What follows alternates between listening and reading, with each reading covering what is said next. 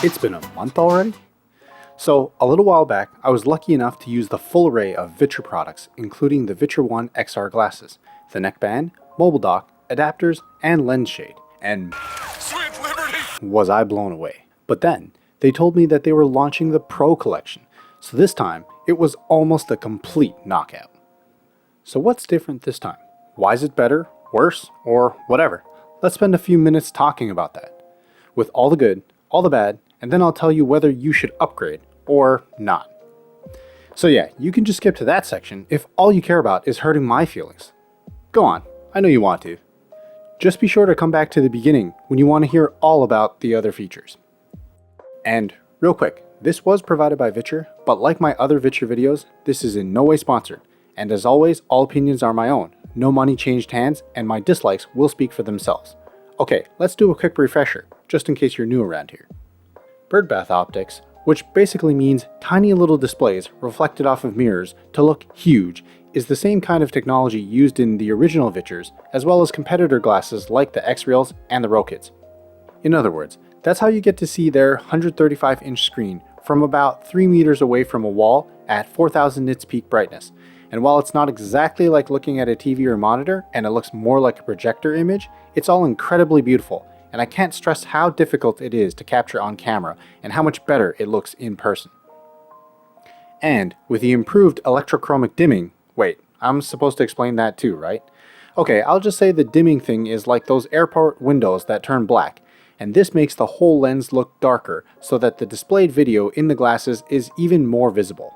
So without spitting out even more jargon, you'll probably wonder how this compares to the original Vitures. I'll get to that, just hold your fire.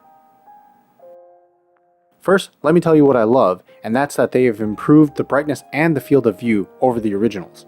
The build quality and presentation remains top notch, and that's expected from Viture, top tier.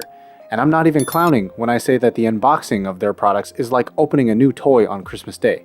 And if you saw my unboxing comparison, my genuine reaction was definitely inner joy, even though I was truly trying to remain objective. First impressions aside, the increased brightness can even be blinding when you're in a dark space or at night, so much so that you could argue that even on a clear and very sunny day, that nearly everything is entirely visible on the screen. Though something to note here is that the blacks on the display will appear as transparent because they're micro OLEDs, so it's not like your e-waste Dell TN panel monitor where everything is just gray. But it does mean that if you're watching some very dark scenes, you'll be missing a lot of details when you're in a brightly lit environment. And that's where the dimming is helpful. But there's a catch to that, and again, I'll talk about that a little later.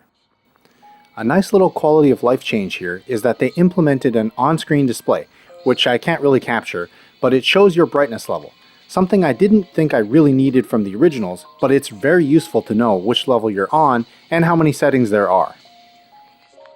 By my rough eyeballing estimate, I'd say that the middle setting, or 4, for the Pros is pretty close to the 7 or the max setting of the originals. Talk about blinding. As for field of view, Viture lists it as 46 degrees on their page, up from 43 on the originals, and I wager that's about right from my estimate. You do see a little bit more on the sides when you're looking through the Pros, but it's not significant enough that I think you would notice unless you were comparing side by side. Okay, let me get back to the dimming now.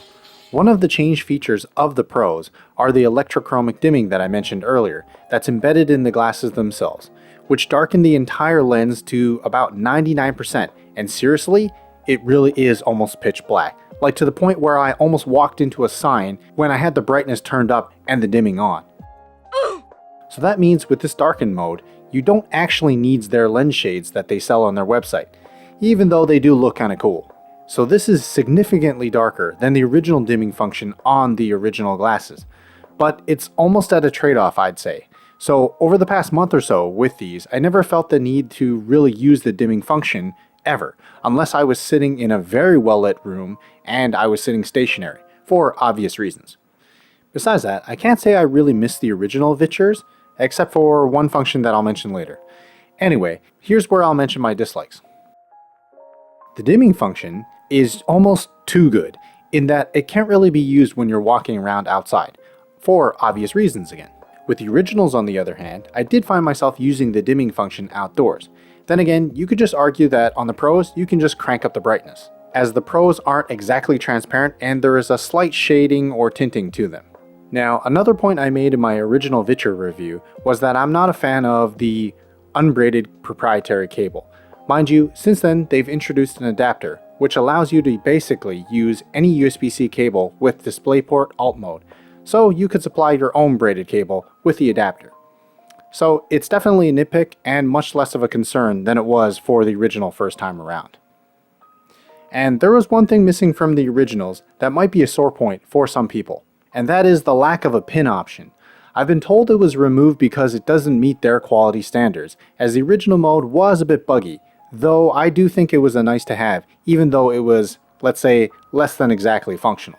So I do hope that it can be returned to the Pros when it's improved, of course. If you're not familiar with the pinning, basically it lets you freeze or hold a picture in a given area in space, and then if you look away, it disappears, until you look back at that place again, and then it would reappear. I wouldn't say it's exactly a deal-breaking feature to omit, but I know that it can be for some.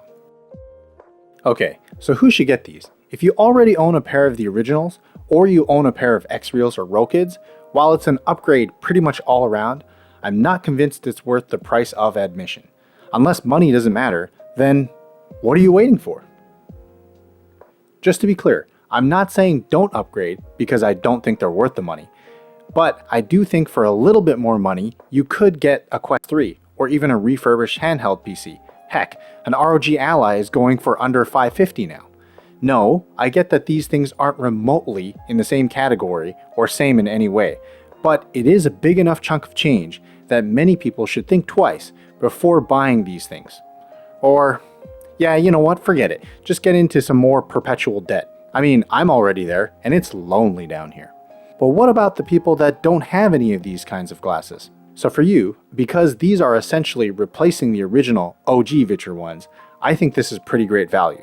For you, the question is probably whether you should get these, the X-Real Air 2 Pros, or the Rokid Maxes. And for me, that's easy. As I've mentioned in the last couple of Viture videos, Viture has generally thought of everything.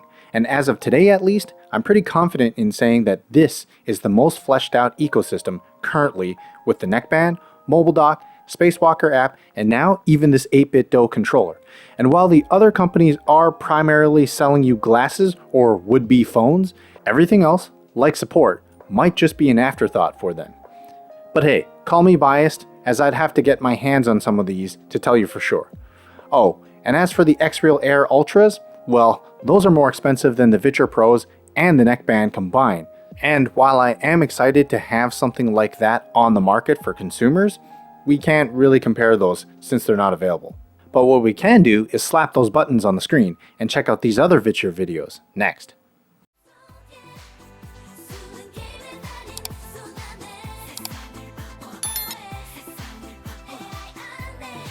GG.